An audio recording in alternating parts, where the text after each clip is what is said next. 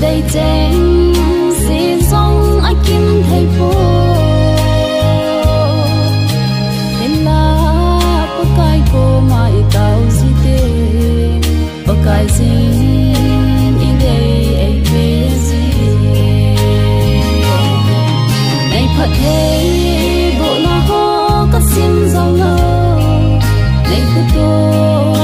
na ho alam đang nghe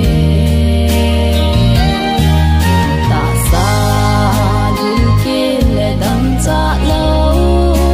đi nga này coi na ho lâu đi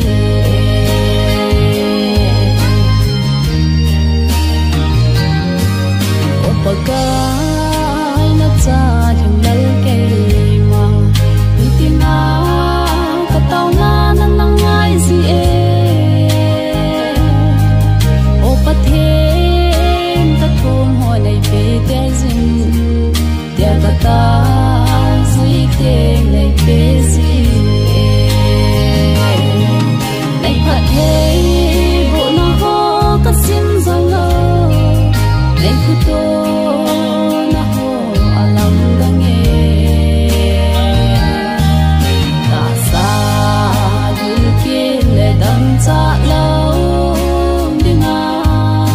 này coi nó ho alam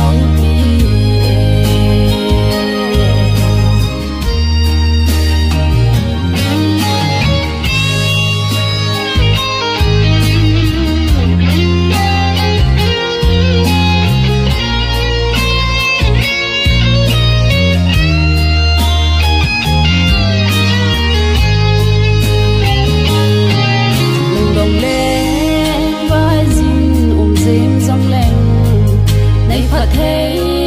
bộ na ho cánh kia gì thế cắt chân dia lom lo này chân sa ho say chim cô nghe cả đắm sương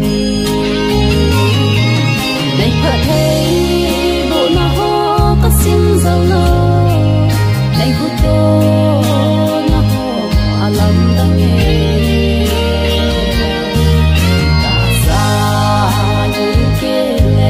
xa lâu đi nga ngày quay